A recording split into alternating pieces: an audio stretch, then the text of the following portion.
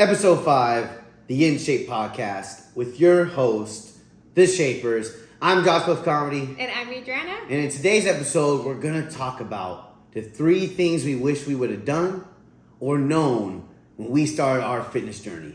Now, we started our fitness journey about 2014? 2014 was 9 years ago, right? About 9 years ago. And when we started, we were zeros, basically. I was real skinny, I was 120 pounds. I needed to lose weight. I had no shape. Yeah, we were just starting from nothing. Just college kids, right? Coming out of the frat life, trying to get our lives together, right? Freshman 15. That freshman 15 was on her. I probably lost 15 from doing weird things, right? So we're trying to get our lives together. So when we started, there's a few things we skipped over or even didn't even think about that if we would have done them sooner, maybe our progress would have been a little bit faster. Now, we're not saying we have a bunch of regrets, but we're wishing that we would have known this stuff when we started, so the start of our journey would have been a lot easier and a lot more progress would have happened, right? So hopefully you could take these 3 things if you're starting your journey off or if you've been in it for a year and trying to get more results and add it to your plan, right? So the first thing would be, how would you take the lead? What would be the first thing? Yeah, so the first thing, I wish I would have taken my nutrition more seriously.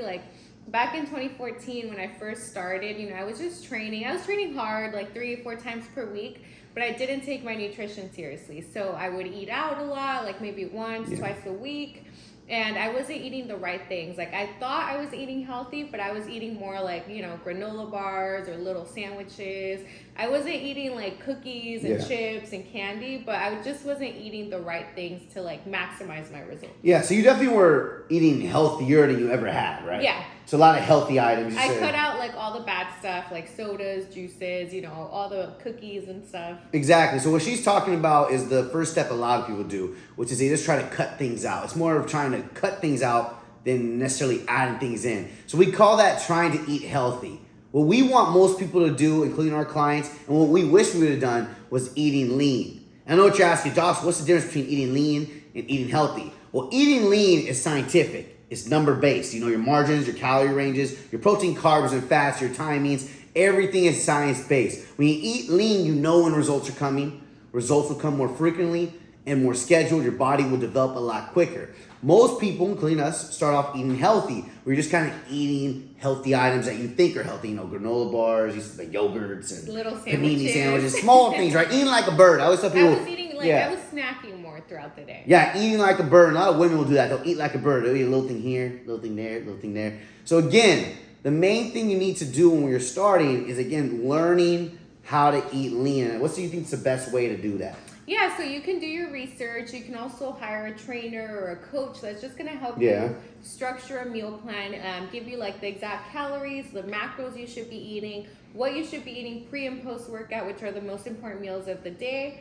But yeah, you just need a lot more structure. Yeah, so structure. On my side of it, I was eating healthy, but in more the pro way. So I was just eating chicken and rice. Lots of chicken, lots of rice. Lots of chicken, lots of rice. I saw some results, saw some muscle gains. But like she said, and like I'm saying now, you do hit a plateau because you're not really knowing what you're doing. A lot of people express, I got results the first 6 weeks, then it just stopped. And they don't know what to do. Mm-hmm. And they stay in that plateau for 4 months. They just don't know what to do. If you're eating lean, you'll know what to do. All right? Now, if you had a coach, you think they give you the meal plan, you think that would have made your workouts better too and made your body better? Yeah, because they would have given me a better split of what I should be hitting every day or what workouts I should be doing. Because I was kind of just going into the gym okay, let me see what I do today. Maybe some upper body, let me get some cardio in. So there was no structure behind what I was doing. Yeah. I was getting to the gym, but that's it. Yeah, a lot of times when you're just starting off and again, you're just doing your own nutritional guidance, you're just doing your own workout schedule without much info behind it. Maybe you went online, found beginner workout plan, maybe you saw an influencer post something. But when you're actually not thinking about what you're doing, a lot of times you're not really in control of your long-term future, right? You're not necessarily doing things correctly. You're not necessarily having the right form, structuring your plan correctly. So again, when you're starting off, a good place to start is with a real plan. Either formulating that yourself, which can be difficult because you don't have the knowledge, or getting with someone who can help you structure your plan off the start. And these days, it's a lot easier to find people to help you do that, like us. You can email us. The email's on our page. Email us if you want some inquiries. All right, so that's the first tier. Just getting a meal plan. Do you want to add something? Oh yeah, well, one more thing, and then also like if you don't have a structure, then there's no way, or you don't have data, right? There's no way to manipulate that plan once you reach the plateau. That's another important part of that. Yeah, and so when you have clients, you know their data, and so you know how to manipulate their plan. Yeah, week to week, so they can continue to progress. All right, and how often would you manipulate someone's plan? You think the first 12 weeks? It depends on their progress. Yeah, a few times. Like 3 times, something like that. So again, when you're starting off your plan, the manipulation of your plan might not be as frequent because you're going to be getting lots of results off the jump street. Mm-hmm. But just understanding where you're supposed to go when that point comes is all about information. All right. So that's the first tier. The second tier, and the second thing I wish I would have known, especially, and a lot of guys are over skipping this, is stretching. Now, stretching is probably the most boring part of the gym experience. I mean, stretching is the worst part of athletic experiences. I mean, no one really likes to stretch unless you're a yoga freak, right? Like, so did you stretch when you started? I stretched, but it wasn't until like a couple of years that I realized the importance of it because, I was starting to get tight. I was getting some knee pain, and I was like, okay, I need to roll out, need to make it a priority. But you had a major injury, so stretching was already in your mind, right? Oh, yeah. So I tore my ACLs and meniscus, so I knew I had to prioritize just to avoid any, injuries or, any strains or anything. Yeah, so again, sometimes when people who stretch a lot, it's usually post-injury. It's usually post something bad happening. If you meet someone who's doing a lot of stretching, they usually tell you, yeah, I used to not do this, man. Then I tore my Achilles or I hurt my shoulder. You don't want that to happen. Like, that's happening to me right now. Now I kind of want to learn how to stretch because I've been injured. Before, I used to tell people, why do I need to stretch? I don't get injured. I used to tell people all the time. I've been working out for 6 years straight. Never been injured. And then now my injuries are piling up a little more frequently. And now I'm trying and wishing I would have stretched.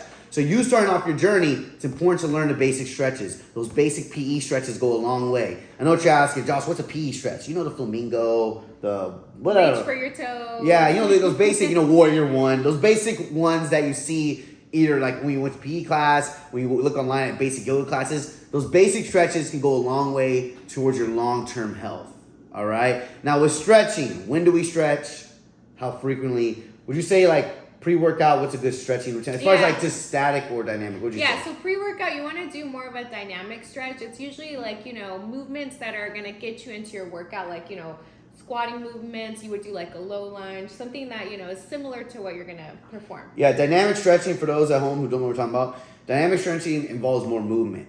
Static stretching, which we'll talk about right now, is usually best safe for post-workout because you're doing more stationary stretching. You're holding positions, which you don't necessarily want to do pre-workout because you're over-exuding the muscles and the connective tissues you're going to use during the workout. So you don't want to be counterintuitive and overstretch yourself, and then during your workout you get injured, right? So stretching, again, it can be simplistic at the start, and it can get very complicated if you get injured before you do any stretching. So that's number one, that stretching. And we'll just continue to go into treatment. So what other things people do to make sure their body's healthy? So you can also like foam roll. There's also massage balls you can use just to release the myofascial knots that build up.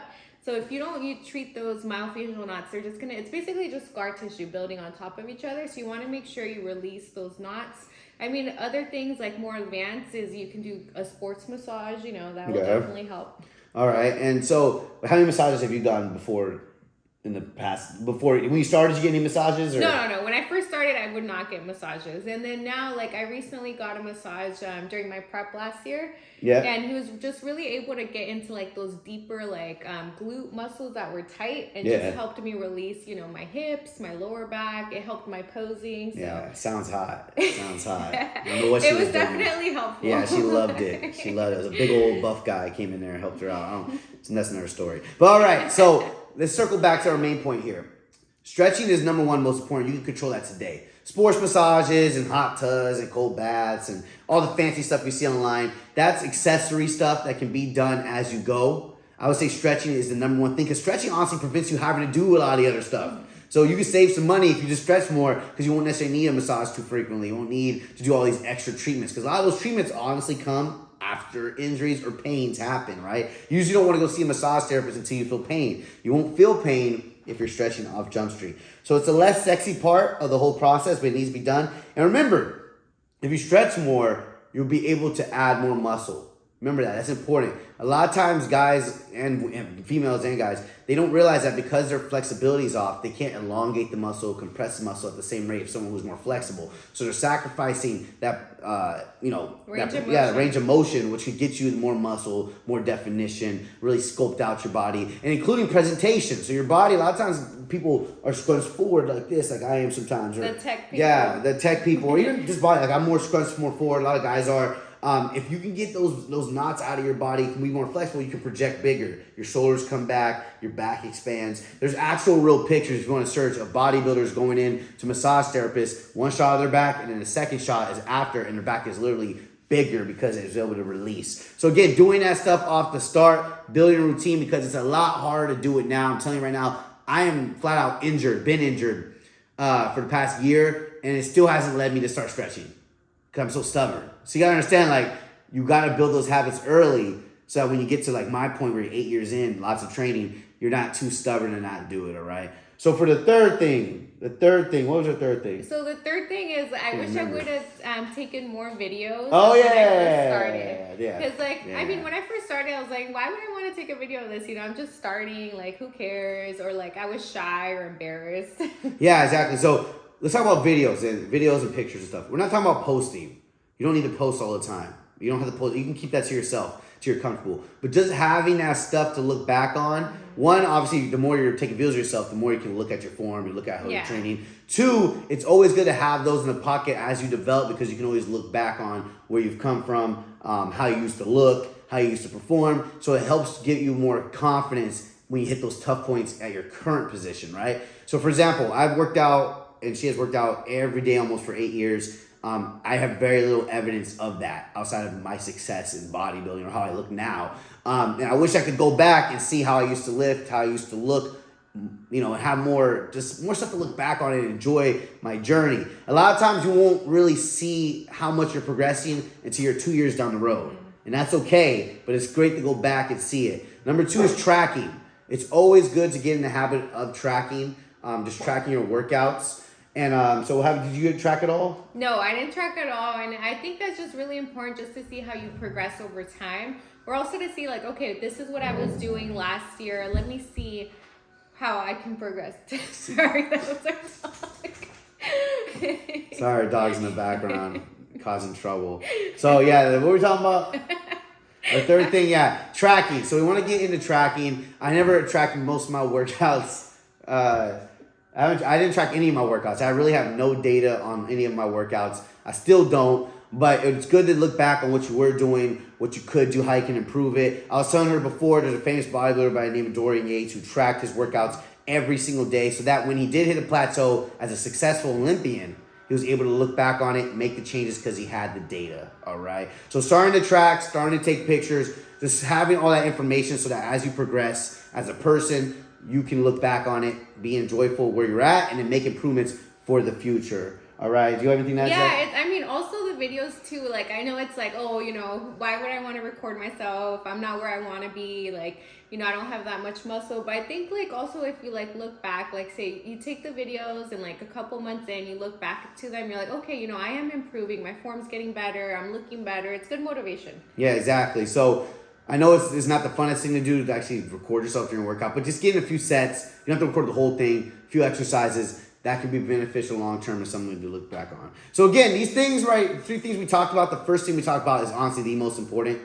Is really important. You want to get a plan. You want to have a strategy. You want to jump off to a fast start. You don't want to just be kind of going through the motions at the start of your plan, because that can demotivate you and end up hindering your progress. Because if you're not getting results, then you're like, why should I be here? All right, we're going to end it there. There's too much chaos going on. This is episode 5. 3 things we wish we would have known when we started. My name is Josh Buff Comedy. And I'm Adriana. We're the Shapers. We'll be back again.